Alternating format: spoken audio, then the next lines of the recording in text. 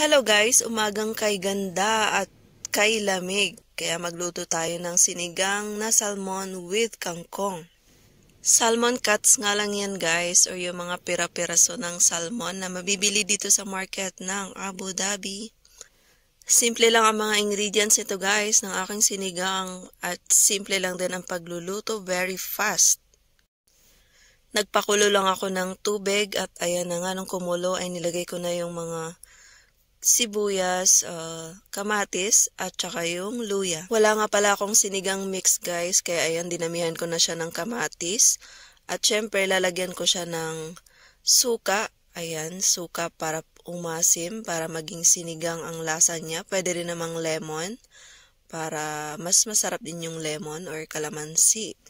Pero walang kalamansi dito sa UAE guys, at kung meron man ay sobrang mahal. At lemon lang talagang affordable dito. At ayan na nga, nung tinimplahan ko na yung sabaw, ay nilagay ko na yung salmon. Favorite naming lutuin to kasi super dali lang at simple lang din yung ingredients. Ayan, papakuluan mo lang at tapos na, o diba?